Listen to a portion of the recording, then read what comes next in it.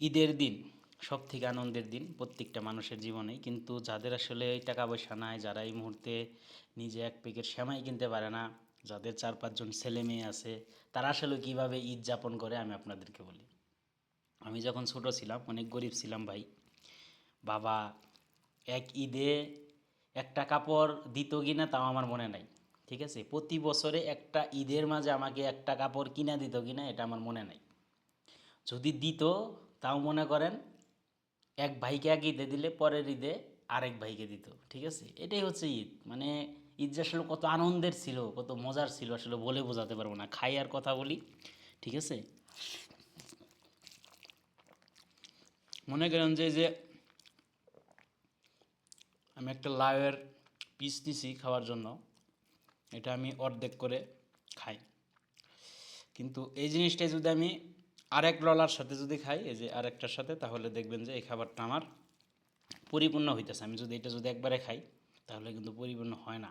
আমাদের সমাজে এমন মানুষ হয়েছে, মানুষ আছে যারা হচ্ছে শুধু নিজের চিন্তাই করে। ঠিক আছে, পাড়া প্রতিবেশী অনেকেই আছে যাদের একটা টাকা নাই, অনেক অসহায়। ঠিক আছে, এই ঈদ আসলে যে তাদের মনে আসলে কতটুক কষ্ট, কতটুক বেদনা, কতটুক মনটা কান্না করে, এটা আসলে আমি একমাত্র ভালো জানি। সবার জন্য ঈদ না রে ভাই।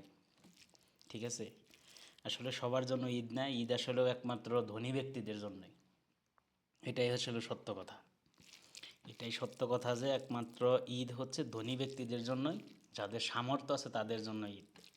আমার মতো গরিব মানুষ, অনেক হাজারো গরিব মানুষ আছে বাংলাদেশে, যারা হচ্ছে একটা জামা কেনার মতো তাদের কোনো অ্যাবিলিটি নেই, যাদের একটা 1 কেজি গরুর মাংস খাবে সেই টাকাটা পর্যন্ত তাদের নাই। ঠিক আছে, ওই যে পোলট্রি, আচ্ছা পোলট্রি তো খাবে নাকি গরিব মানুষ?